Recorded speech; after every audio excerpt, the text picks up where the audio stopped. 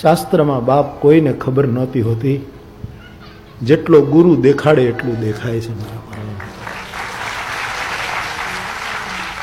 એ વર્ષોના ગાન પછી બહુ જ પ્રમાણિક પ્રમાણે સ્વીકારું છું કે આમાં તો ગુરુ પદ રજ મૃદુ મંજુલ અંજન નયન અમીય દૃગ દોષ વિભંજન તે કરી બિમલ વિવેક બિલોચન બરનવ રામ ચરિત.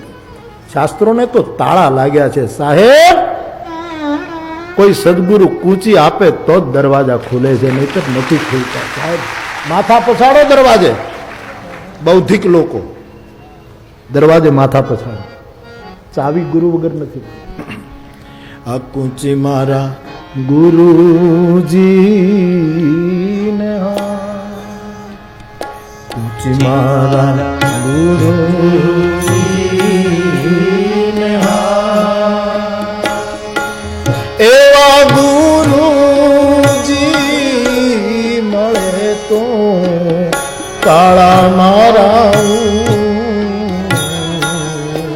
ગળે. એ જીવા ગુરુજી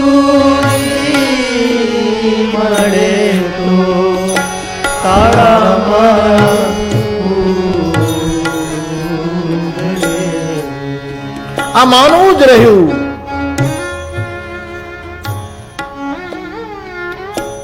આપણે ત્યાં ગામડામાં પંજાબથી આવેલા આપણા સરદાર બંધુઓ કૂંચીઓના જોડા લઈ લઈને સાયકલ ઉપર નીકળતા. ગમે એવા તાળા હોય ને ખોલી નાખે સાહેબ, ગમે તેવા ખંભાતી હોય, કટાઈ ગયેલા હોય, કેરોસીન નાખવું પડે, તેલ નાખવું પડે, આમ ચાવી કરો આમ કરો પણ ખોલી નાખે. ગુરુની પાસે ચાવીઓના ઝુંડ હોય છે. એને કયું તાળું કેમ તોડવું, અને એ પાછા તેલ ઊંજી ઊંજીને પહે, આક્રમક બનીને નહીં, સ્નેહાળ વૃત્તિથી.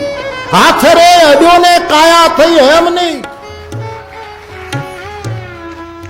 એવી રીતે તાળું ઉગાડી નાખે બાપ.